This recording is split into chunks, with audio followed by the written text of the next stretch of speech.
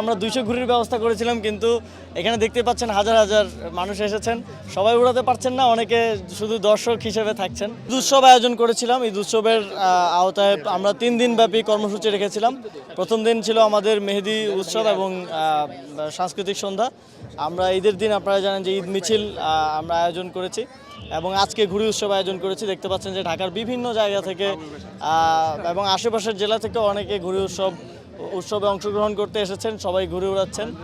আমরা মূলত আমাদের যেই ঐতিহ্য এবং সংস্কৃতি তার মধ্য দিয়ে আমাদের এই উৎসবকে আয়োজন করার অংশ হিসেবে এবারের এই 3 দিনব্যাপী উৎসব। গতবারও আপনারা জানেন যে আমরা ঈদ মিছিল এবং ঈদ মেলা আয়োজন করেছিলাম। তো এই আয়োজনগুলো আমাদের একেবারে নিজস্ব যেই সংস্কৃতি এবং ঐতিহ্য সেটা আমরা ধরে রাখতে চাই এবং পুনরুজ্জীবিত করতে চাই। সামনের দিনে আমরা আরও বড় পরিসরে এই আয়োজনগুলো করার চেষ্টা করব।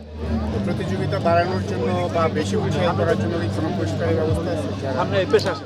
পুরস্কারের ব্যবস্থা করতে পারেনি আসলে। আমরা 200 ঘুড়ির ব্যবস্থা করেছিলাম, কিন্তু এখানে দেখতে পাচ্ছেন হাজার হাজার মানুষ এসেছেন। সবাই উড়াতে পারছেন না, অনেকে শুধু দর্শক হিসেবে থাকছেন।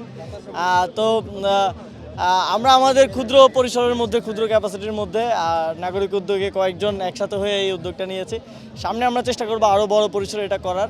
এই ধরনের অনুষ্ঠান উৎসবগুলো যদি রাষ্ট্রীয় পৃষ্ঠপোষকতায় হয় তাহলে অনেক বড় পরিসরে করা সম্ভব হয়, অনেক জায়গায় করা সম্ভব হয়।